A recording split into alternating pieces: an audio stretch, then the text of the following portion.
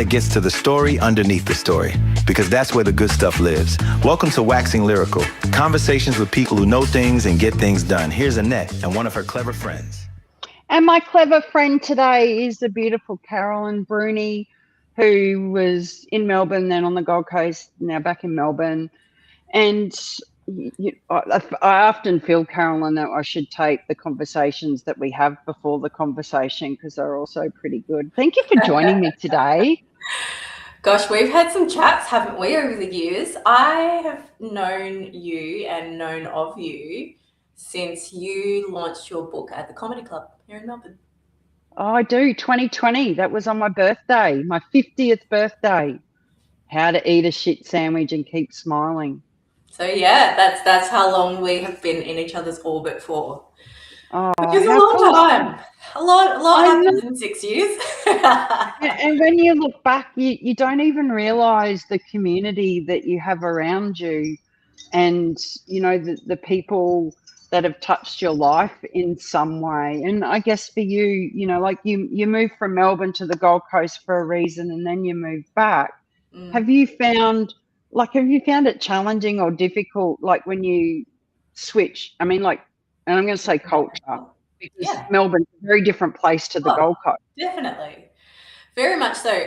So when I lived in Melbourne I grew up in Queensland. So I preface that with I was born overseas, but I spent most of my life in Queensland. So I feel like I grew up in Queensland, moved to Melbourne kind of in my late 20s and lived there for quite some time. So established this incredible community. I was living on the southeastern suburbs.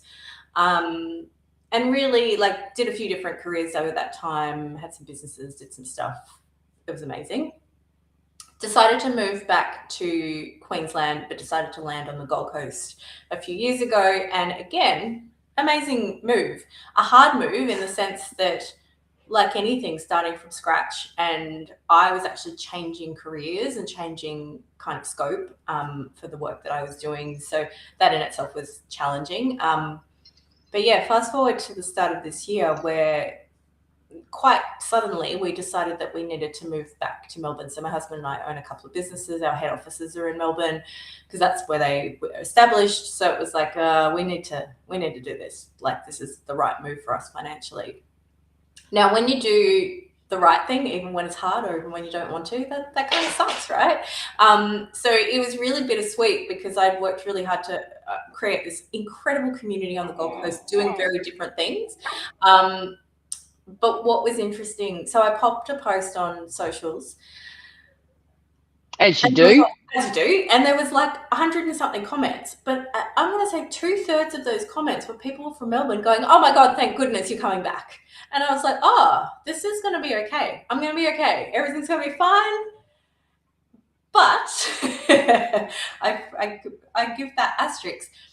When we've moved back to Melbourne, we've moved to the north side. So we used to live in Mount Waverley, for anyone that's listening that knows Melbourne and Victoria. So southeastern suburbs, very suburban. We now live in Parkville on the edge of Brunswick. It's like two different cultures. And I've been amazed at how different it is. And it feels like starting from scratch because even though I can do the drive down the Monash or whatever to go see my mates and catch up with people and whatever else, the people that are just around the corner, I don't know those people yet. So it is starting from scratch all over again. Yet, because I'm a bit of a community-based person, I will find them and I will know them eventually if I on what life's been like. And I use the word community a lot because I don't know if it's an age thing or if it's, but I've realized that like the person you smile at and say hello to in the morning when you walk your dog, or the barista that makes your coffee, or the postman, they're the people that actually like notice things. It's really interesting. There's obviously the deeper community, and we'll talk about friends and community, I'm sure, in this conversation. But like even our postie, the guy that delivers our packages, we have chat every day now. Well, I say every day. Like every day I've got deliveries. I shouldn't be. But yeah, like it's really, really interesting that that part of community that I think we take for granted.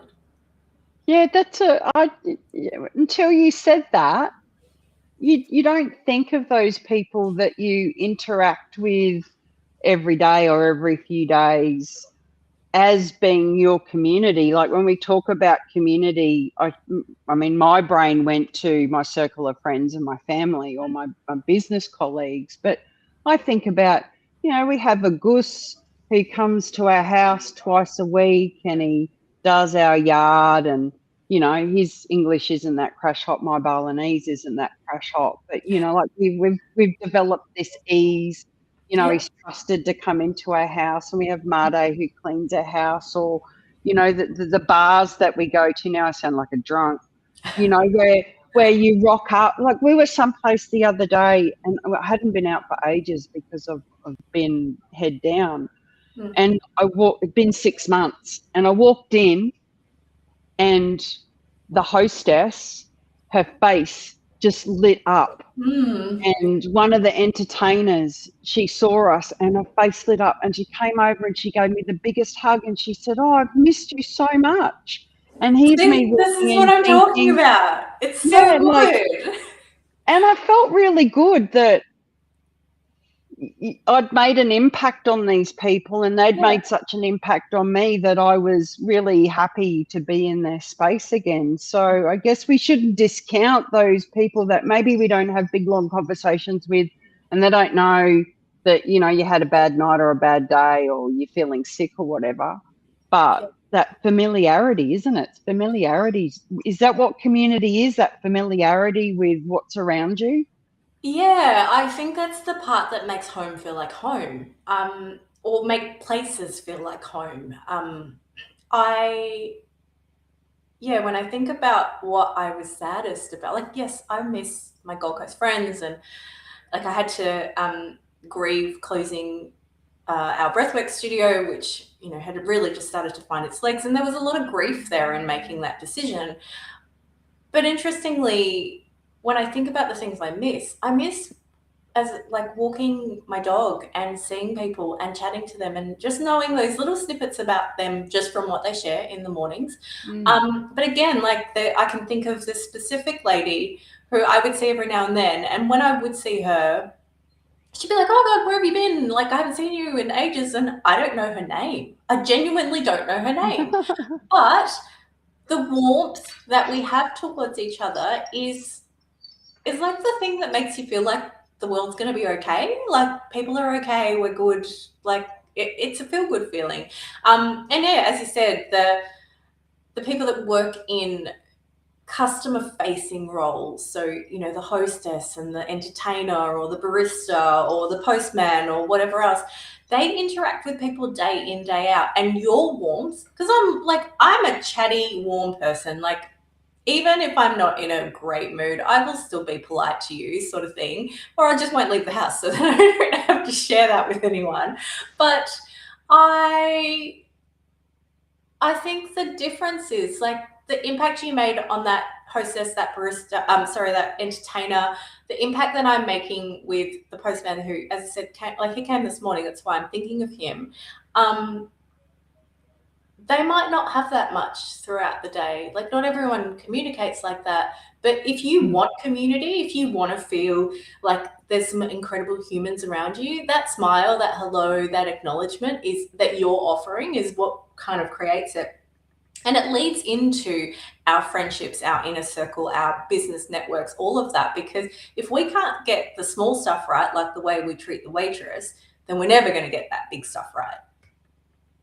Yeah, absolutely. Oh, yeah, I hate seeing people being rude to those who are there doing a job and serving, and you think, you're lucky they don't spit in your coffee, mate. Yeah. Because... And I'm like, but if you demean people in that way, or you don't acknowledge that there's a human in front of you. Now they're there to do a job, or they're walking their dog, or they're a stranger, but they're still a human. And like as I said, I feel like that small stuff is underpinning. It's almost like we talk about breadcrumbs all the time. You talk about breadcrumbs. I love that term that you've shared with me that I now have borrowed from you. But it's a breadcrumb of the character of a person. Yeah, absolutely. And that obviously ripples out Mm, with your friendship and your business circle. And I know, like, moving to Bali, we've been here almost 2 years now, and I don't do networking anymore. Like, I don't talk to people as much as I did back in Australia. There's a slight time difference, and I have an incredibly demanding job. But mm, what I do notice is that those people that I've had an impact on, who check in on me. Actually, this is something that I often get puzzled by when you move out of a physical community, like a business community or a friendship community. There's this, I don't know whether this assumption that, I don't even know what I'm trying to say here. There's an assumption that when you're not there, then they don't have to think about or worry about you anymore because you're mm. off doing somewhere else. Is that just me, or is it like you No, experienced it, that? yeah, I know exactly what you're talking about. And a really good friend of mine years ago tried to explain this to me around how we advocate for people.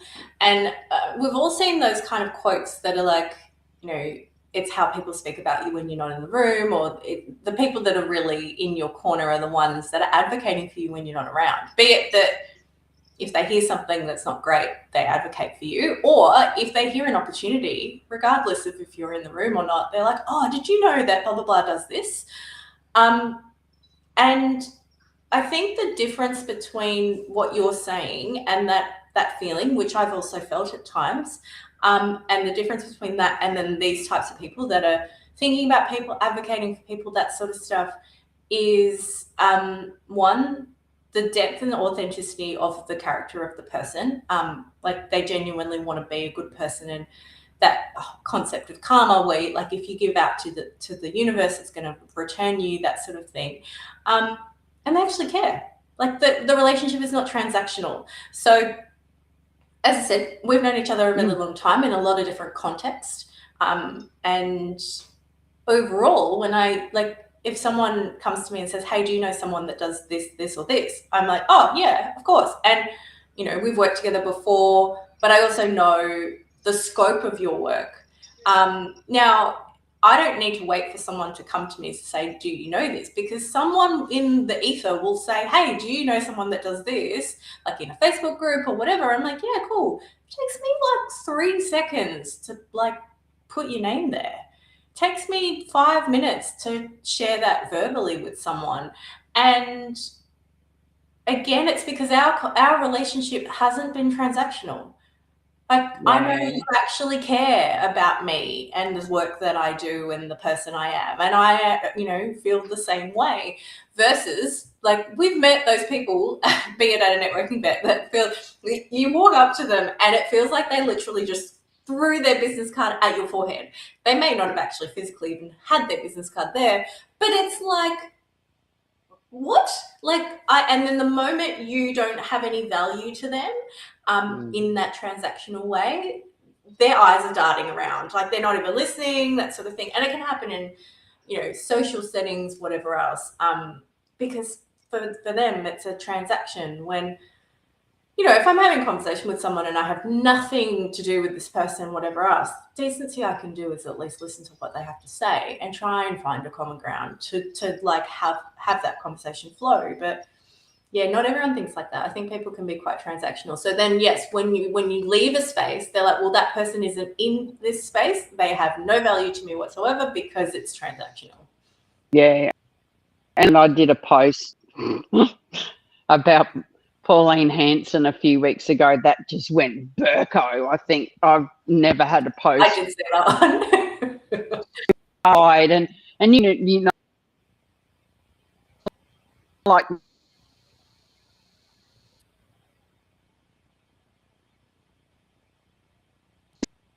this is how you read it. I don't care. It's actually really for me.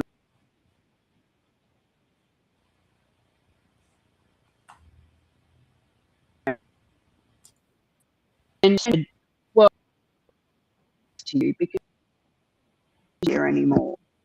And when you said you wanted to talk about community, I just got goosebumps, about community, and I was thinking, what does it mean when you leave a community? And all of these people assume that just because I'd left, or even the business communities that I've been a part of, that I'm no longer interested.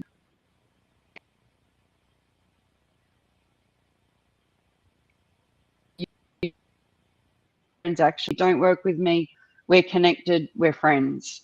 And we may not have spoken for a while. And when I was thinking about who do I want to talk with, and I reached out to you because I went, I love talking to her and this would be awesome.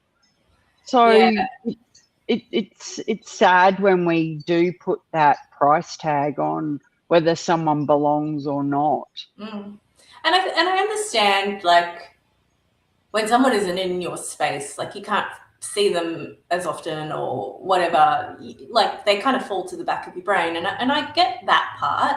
And I also get that we're all really time poor. And if we're in hustle mode, like at the start of a business or whatever, like, I get it. I get that sometimes it can feel like, but I'm really time poor and I just need to do the thing.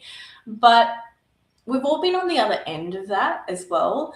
And as I said, I don't know if it's an age thing or like getting to a certain stage of my career where I would much rather have a deep, connected conversation with someone and to feel that they actually care about what I have to say than kind of racing from thing to thing. And I guess to go back to that holistic perspective of community that I was sharing before, it does start at the bottom with how you're interacting with those day-to-day people, as I said, people that you often don't even know their name. And then that next level of your acquaintances, be it business networks, people that you're seeing more often, maybe it's at school pickup or it's whatever else. And that's a little bit more consistent because there's a common thread there, because you're in business together or because your children go to school together or a sport thing or a something. So there's a common thread that keeps you going back. And then there's obviously those deeper relationships of your inner circle friends, and the way that you interact with them. But I actually don't think that you can only have one of those layers when it comes to community. And that's why moving, we've both, like, you've been in Bali a little while now, but like, that's why moving, I think, is really hard. Like, I found this move really challenging. And I had it in my head that I was moving back to Melbourne and it was going to be easy. And it hasn't been easy. Now Famous last words. Yeah, like, oh, but look at all these, like that social media post that I was mentioning before. Like, look at all these people super excited that I'm coming back. Have those people now? I'm no shade on those people, but it's not like those people are at my doorstep every day going, "Hey, do you want to have a coffee?" Because they're living their life, they're doing their thing, and when that time comes to catch up with them, that will happen. Amazing, and I feel the warmth and the kind of excitement of us being in a closer proximity. But the reality is, like, people are doing life. So again, I had to build that structure of the postman and this and that. And we've been here now about 3-4 months, and I'm starting to feel it. I'm starting to feel the foundation of the community, which then gives me the confidence to go out and start being in different spaces with people, like the networking things or the school things or whatever. And then I've got my, like, this group of, like, your people. It doesn't matter where they are in the world because they're my people, sort of thing. So yeah, and I like that. And they're the people that I found who are friendship unconditional or community unconditional, because what I find is a lot of people place conditions on friendships. Well, you haven't called me for ages. And like, to all my friends I've not spoken to for in months, it's like I get up, I work, I collapse on the couch, I eat my dinner, and I let my brain empty, and by then I'm over people and I won't talk to no one. And I go to bed. And then I go to bed and I feel guilty because it's like, oh, I haven't spoken to this person for so long. Or and then I apologize when I do catch up with them. And I have one friend, we've been friends since we were 10. And I might speak to her regularly, I might not speak to her for weeks. And I always go, I'm so sorry, I've just, I've had so much on. And she goes, darling, you never need to apologize to me. because they're the good people. Like, they're the people that are like, yeah. why are you apologizing? And I think you tend to find that, like, for maybe people like you and I have moved around a bit, that when you don't put conditions on your move as well, like, so when we moved to Bali, you had so many people go, well, what if it doesn't work out? It's like, well, we just come back. Well, won't that be embarrassing? It was like, well, not for me, because part of making a decision is being able to make another one, and that might be we stay or we go. So when you are in a community and you're placing conditions on that community, is like, I'll only give you business because you're part of my networking group or whatever that is, then I think we miss the richness of that tapestry of relationships that we can have. One of the best things I love about living in Bali is that people come to Bali for a holiday and they message me, hey, I'm going, like I was just talking to a client, hey, I'm in Bali next week.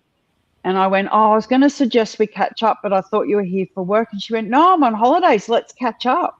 So instead of this interaction we might have over the screen, I'll go down and have dinner with her, and we might have a few drinks. Instead of this half an hour whoosh, I might spend 2-3 hours, and that to me is more valuable than, hey, I'll ring you every week and sit there. And like, I rang my son yesterday, and I just sat there looking at him for a while, and he went, you got nothing to say? And I went, nah, I've been sick, I'm busy, I don't have anything to say, so I'm going now. And he was like, all right then, see you, Mum. See you, Mum. Yeah, they're probably the exception. My son is probably the exception as well. We have those conversations. He's neurodivergent, so I'm like, yep, that's cool. We just do the thing. And yeah, there are definitely a few exceptions to the rules, but yeah, I agree. And there are definitely people, like, thinking about that neurodivergent element, there are people that have to schedule things, like, so they won't forget. Like, that, I know there's the term or the concept of time blindness, but I know that there's also that, like, if you are not in front of me, I do not think of you kind of element to neurodivergent people.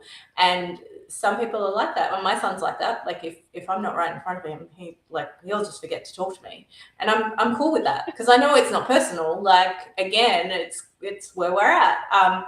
But if he calls, I know that I'm front of mind for him, and I'll take that call as long as I can, and that's where we're at. So yeah, I love this conversation because it's really helped me, like, reflect on the last couple of months, but also, like, just the changes that I've had in life over the years, and why I had a phone call with a friend who I worked with, I'm going to say 15, maybe 18 years ago, long time ago.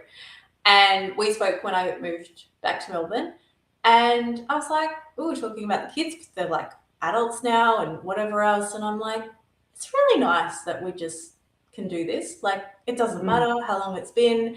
And that's the stuff that I will always value. It's the impact that you make on people, the way they remember you, the way they speak about you when you're not around. I think community forms a really important part of our legacy and how we're remembered. Yeah, it's like when I always want to have my funeral while I'm alive, because my love language is words of affirmation. If you're going to say nice shit about me, I want you to say, like, I want to hear it. Yeah, not wait till I'm dead and say nice things about me. Say it to me now. Come on. But, like, I always think about that as, what's that legacy that you leave when you are gone?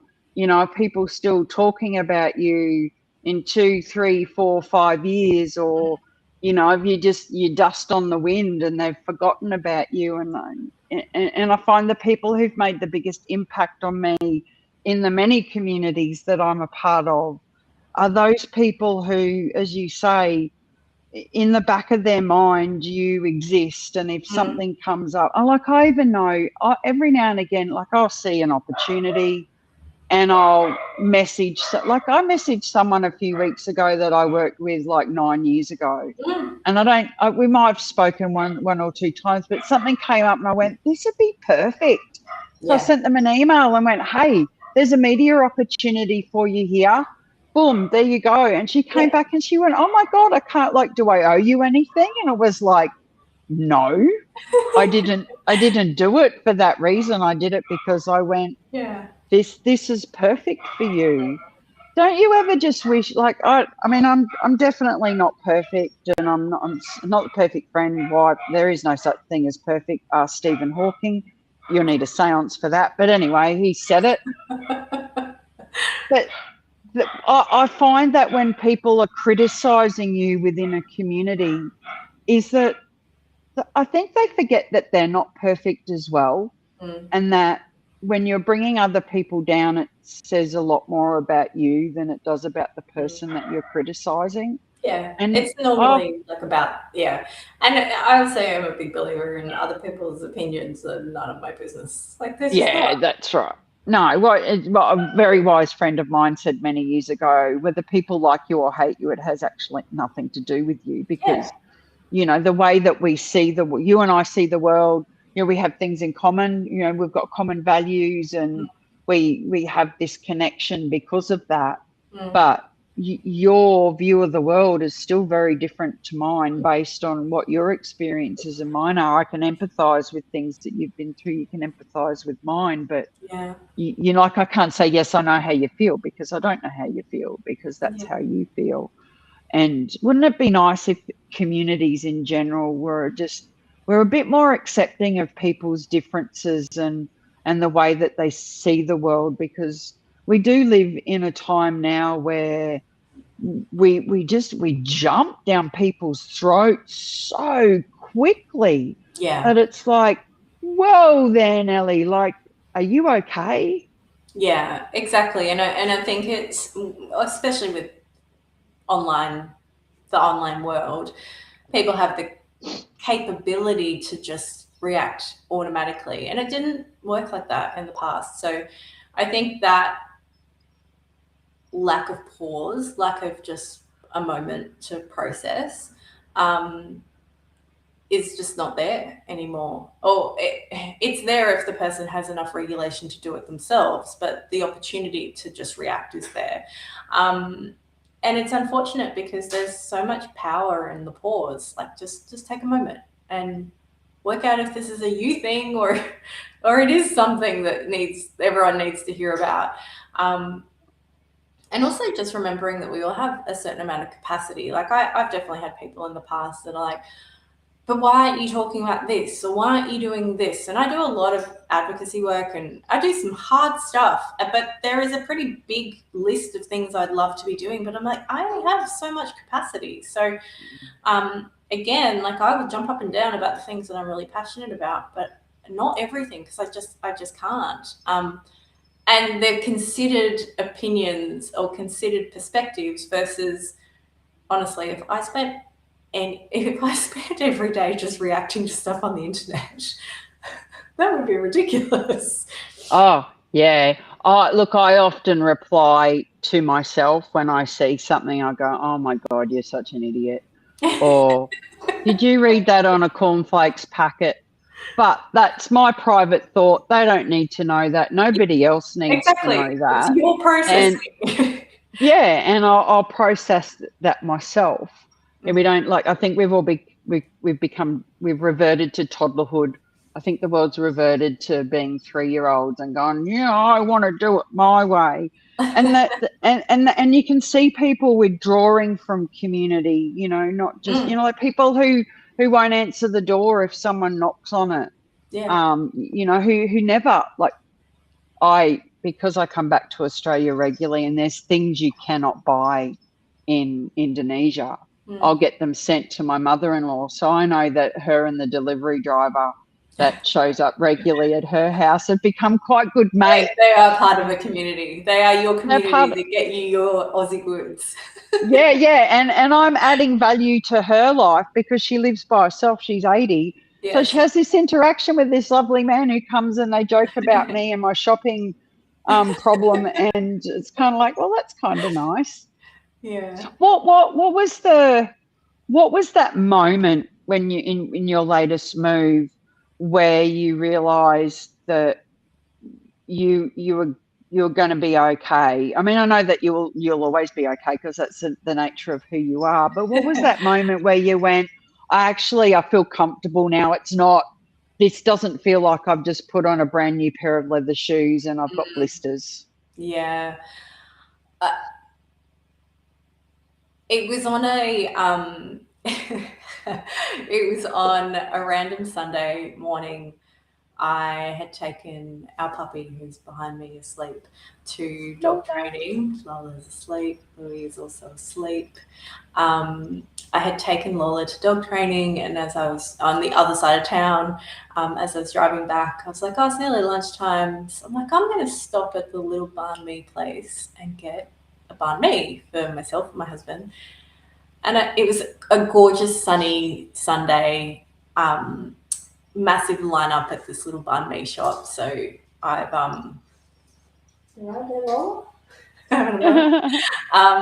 I had the dog with me, and we were just waiting for our food, and the amount of people that just stopped and said hello, and the sun was shining, and I was like, this is okay. I'm okay. This is all right. And that was it. It was so simple. I was just, and it wasn't even somewhere like I've been there once before. Like it's not, with the examples I've given, like I don't think that sits in that space yet. But it was just this moment where I looked around at the people in our community and I was like, this is kind of nice. I was chatting to the man next to me who was also waiting for his food, and we were talking about our kids, and just like that was it. And I was like, this is okay. Maybe because the sun was shining, that helped. Well, you are in Melbourne. It was like sun shining, blue sky, the best banh mi ever, lots of dogs and people. What could go wrong? Yeah, and I think it's having that patience to know that, you know, when something is new or you're going to a new networking group or whatever the new thing is that you're doing, is that you have to keep showing up for that to be comfortable. Yeah. Because if you only go or do something once and you go, oh, that was uncomfortable, I'm never going back again, then it will always be uncomfortable because you'll always be the new person. And it's the same with those micro examples. So if you see someone walk down the street and you see them every morning and you're the person that looks down and doesn't make eye contact and doesn't smile, the next time they see you, they're going to assume that you just want your space. They're not going to look at you. They're not going to smile and whatever else. Even if it feels awkward, and if you want to be a part of your local community, like say hi to the people, like, you know, learn the barista's name, all that sort of stuff. It's uncomfortable, but if you want it, you need to do the thing, like going back to the networking thing or whatever else. Yeah. But it's as simple as just saying hello or waving to someone across the street or something like that. And I think that's really poignant given the loneliness epidemic. Well, I mean, I'm using the word epidemic loosely, but so many people feel lonely now. And when you feel lonely, you know, all types of things happen and you start to shut off because you just feel so isolated. Yeah. And even if you have social anxiety, well, not even if you have social anxiety or, you know, some other reason why making friends is hard for you, that peripheral community, your barista, you know, the person at, you know, your local supermarket or restaurant, I say to people, especially if I go back more than once, I go, hey, what's your name? My name's Made. My name's Made. Hey, Made, it's nice to meet you. And I'm like you. Some days I'm really, really friendly. Other days it's like, Don't leave your I house. don't want to talk to anyone. I just don't leave my house on those days. No one can experience that version of me.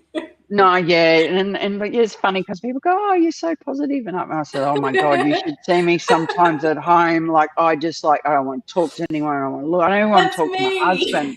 It's kind of like I'll talk to the dogs, but I want to talk like I'll go That's hide in my me. bedroom. I can go all day without talking. It'll be the best day. But when I do go out, and even in those moments where I don't want to talk and I ask someone their name or, I say hi, Yeah. but I know for me, especially living in a country where I don't speak the language, for me, that moment of this is home was when I walked past a shop and they recognise me and they wave hello.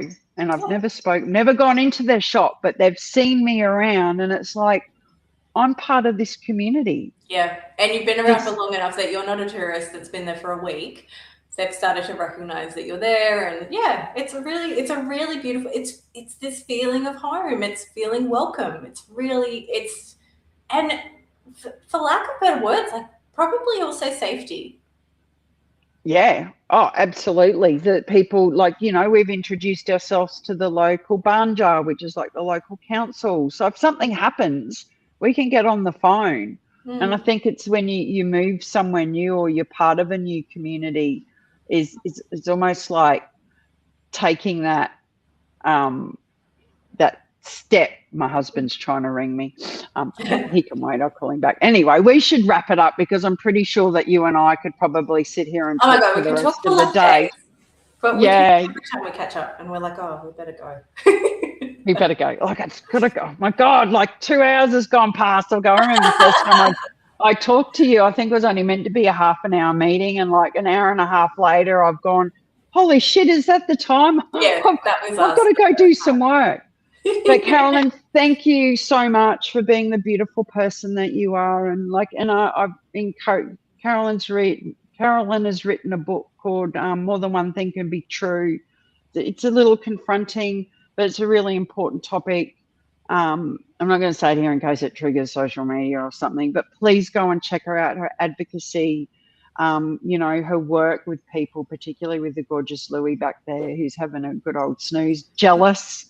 Wish I could snuggle up like that. And thank you for being part of my life and for accepting me for who I am and letting me just rabbit on and talk whatever it is that I do. I think you're an amazing human. Next time I'm in Melbourne, I will come and visit. Yeah, we might go to a comedy show together. Yeah. Yes. Let's do that. I love comedy. I love comedy. Well, thank you for joining me, my very clever friend. And as you may or may not have worked out, audiences, that there's no schedule for this Waxing Lyrical. It happens when it happens. And I'll see you next time it happens. Have a great day. Thanks for spending this one with us. This has been Waxing Lyrical. Conversations with people who know things and get things